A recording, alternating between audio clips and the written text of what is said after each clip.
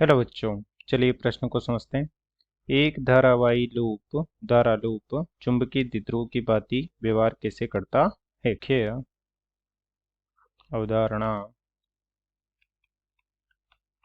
में हम देख सकते हैं कि एक चुंबकीय द्विध्रुव इस प्रकार से होता है जिसमें दो विपरीत ध्रुव एस ध्रुव व एन ध्रुव जिसका ध्रुव सामर्थ्य -m व +m होता है तथा उनके बीच की एक प्रभावी दूरी माना कि 2L होती है। इस प्रकार से चुंबकीय द्विध्रुव का निर्माण किया जाता है और इसका चुंबकीय द्विध्रुव आघूर्ण m बराबर हो जाता है एक ध्रुव का ध्रुव सामर्थ्य गुणा उनके बीच की प्रभावी दूरी।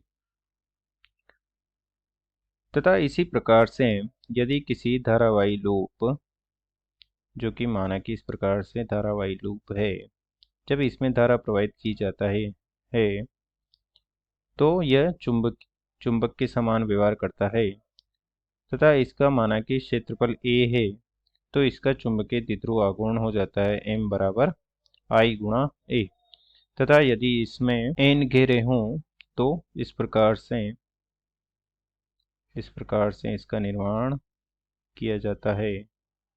माना कि ये n घेरों वाला कोई कुंडली है इस प्रकार से, जिसमें I धारा प्रवाहित हो रही है। इस प्रकार से इधर I होगी, इधर नीचे वाला एक तरफ का हम प्रदर्शित कर देते हैं। इस प्रकार से I धारा प्रवाहित हो रही है और इधर ऊपर जा रही है, अर्थात इधर से देखने पर हमें वामावर्त दिशा में दिखाई दे रहा है। तो इधर से देखने पर हमें वामावर्त दिशा में दिखाई दे रहा है, इधर से हम देख रहे हैं तो इधर से वामावर्त दिशा में दिखाई दे रहा है। तो इधर चुंबकीय द्विध्रुव आघूर्ण की दिशा होगी दाएं हाथ के अंगूठे के नियम से बाहर की ओर, अर्थात ऊपर की ओर एम की दिशा इस प्रकार से होगी और ये सिरा एन सिरे की भांति व्यवहार करेगा तथा इसके पीछे का सिरा जहां दक्षिणावर्त दिशा में धारा प्रवाहित होती दिखाई देगी वह इस सिरे की भांति व्यवहार करेगा। और हम देखते हैं कि छड़ चुंबक में चुंबकीय द्विध्रुव आघूर्ण की दिशा होती है एस से एन की ओर। इस प्रकार से चुंबकीय द्विध्रुव आघूर्ण एम सदिश की दिशा होती है। उसी प्रकार से हमने देखा है कि जब वामावर्त दिशा में धारा प्रवाहित होती दिखती है तो चुंबकीय द्विध्रुव आघूर्ण की दिशा तल के लंबवत ऊपर की ओर बाहर की ओर इस प्रकार से होगी, जो कि इस प्रकार से एस से एन की ओर प्रदर्शित हो रही है। अर्थात ये धारावाही लूप एक छड़ चुंबक के समान व्यवहार कर रहा है। तथा इसमें हम बी क्षेत्र की दिशा को भी देख सकते हैं, जो कि दक्षिण हाथ के दाएं हाथ के अंगूठे के नियम से प्रदर्शित की जाती है और धारा की दिशा में उंगलियां घुमाने पर हमें तल के लंबवत बाहर की ओर चुंबकीय क्षेत्र बी की दिशा दिखाई देगी, जो भी समान है चुंबकीय द्विध्रुव आघूर्ण के। तो हम देख सकते हैं कि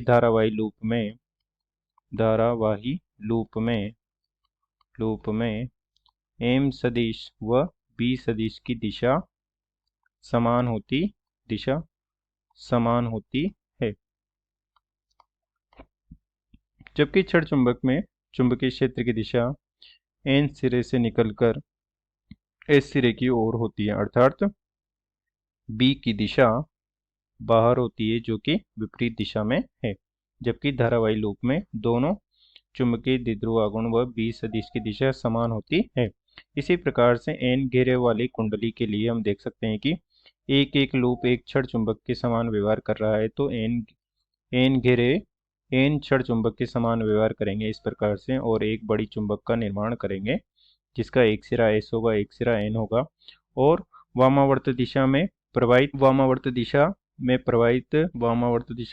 धारा की ओर एन सिरे का निर्माण होगा तथा उसके विपरीत एस सिरे का निर्माण होगा तथा चुंबकीय द्विध्रुव आघूर्ण की दिशा हो जाएगी एस से एन की ओर या तल के लंबवत बाहर की ओर। वामावर्त दिशा से देखने पर तल के लंबवत बाहर की ओर इस प्रकार से एम सदिश की दिशा होगी, जो कि इस प्रकार से एस से एन की ओर होगी इस प्रकार से।